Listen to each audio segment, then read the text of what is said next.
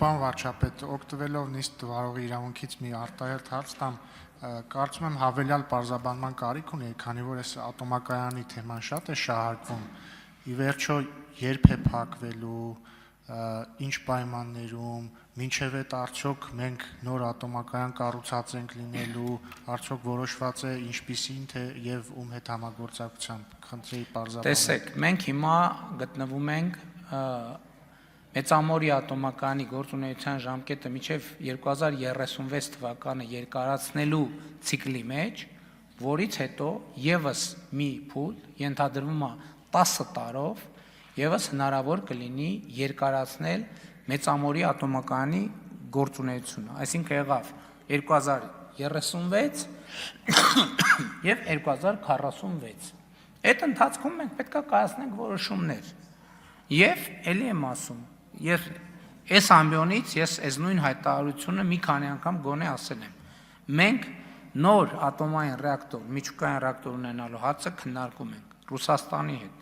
Միացյալ Նահանգների հետ, Ֆրանսիայի հետ, Չինաստանի հետ, Հարավային Կորեայի հետ։ Եվ մենք բոլոր մեր գործընկերներին թափանցիկ կերպով, այսինքն եթե ամբիոնից ասում եմ, դա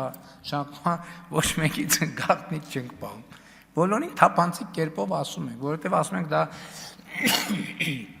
ներողություն ճակատագրական ռազմավարական նշանակության որոշում է եւ որոշում կայացնելիս մենք պետք է համոզված լինենք, թե որ առաջարկն է մաքսիմալ համապատասխանում Հայաստանի Հանրապետության շահերին։ Այդ թվում միջալոց մենք ուրիշ խնդիր ունենք։ Մենք ունենք խնդիր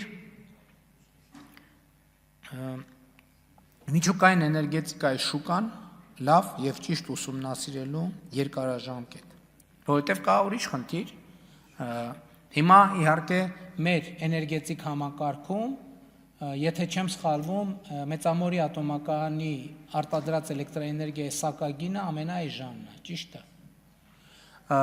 Այստեղ ինչ խնդիր ունենք մենք նաեւ ասում եմ, որպես վերջին մի քանի անգամ ատոմային միջուկային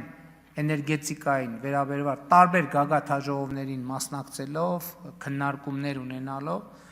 մենք կան գնահատականներ, որ միջուկային վառելիքի պաշարը ընդհանրապես, այս պահին հայտնի պաշարները, իրենք 70 տարվա պաշարներ են։ Այսինքն, ինչ է սա նշանակում։ Սա նշանակում է, որ հաշվարկի կարիք ունի, թե 40 տարի հետո 1 կիլովատժամ միջուկային էներգիան ինչ կարող է արժենալ, որովհետև ստեղ էլ տնտեսական նպատակահարմարության եւ ետգնման հնարավորությունների հարց կա։ Իհարկե հիմա նաեւ լրջորեն քննարկվում է եւ կա արդեն փորձ միջուկային վառելիքի երկրորդային հարստացման կամ երկրորդային միջուկային վառելիքը երկրորդ անգամ օգտագործած միջուկային վառելիքը երկրորդ անգամ օգտագործելու։ Իհարկե կան շատ ավելի հեռանկարային տարբերակներ, քանի որ